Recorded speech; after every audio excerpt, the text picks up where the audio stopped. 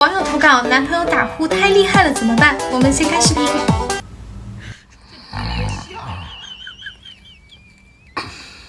要做一个专业的演员吗？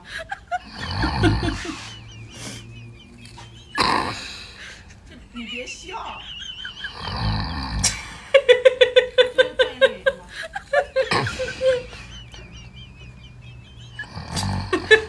你别笑。要做一个专业的演员吗？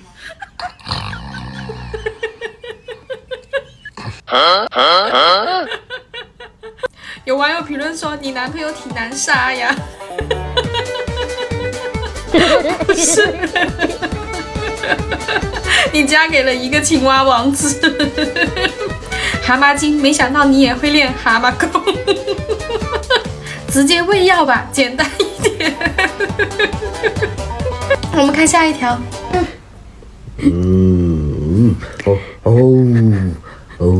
yes。说木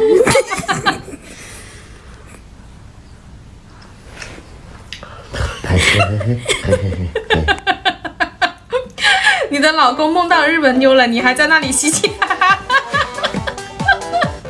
这绝对不是一个正经的梦，注意注意。都到东京银座了，你还在那里笑。千万不要吵醒他，这是一个美妙的美国梦。对方绝对是个外国的。你在说什么？我没听懂。别误了大事，人家正在联合国开会议。我真的是要笑死在评论区了。刚刚有看别人在家里打呼，我们现在看一下大学宿舍里打呼。大学寝室的呼噜员。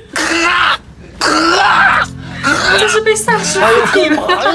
怎么了？你看看你社长天天打呼噜没完了呀！行了，社长累了一天，睡觉。你什么意思呀？他累一天我不累一天呗？那都别睡了，都起来！我操！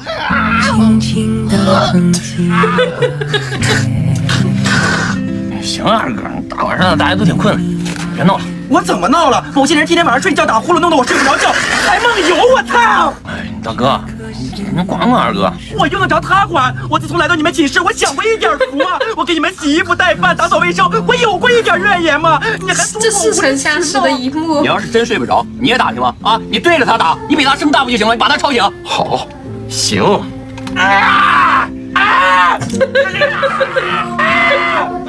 我觉得好好笑。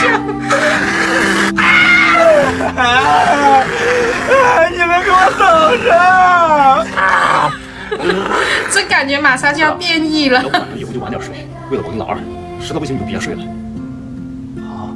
我们同欢乐，我们同忍受，我们背着同样的期待，我们同风雨，好了，人不见了。我们珍存同一样的爱。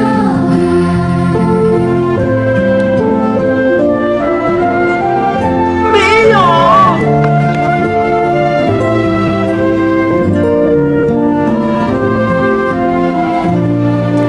在外面睡吗？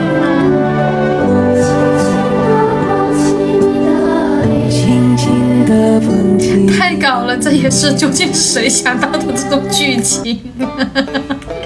下次釜山行找你拍，不是你我不看。二哥咋少里少气的？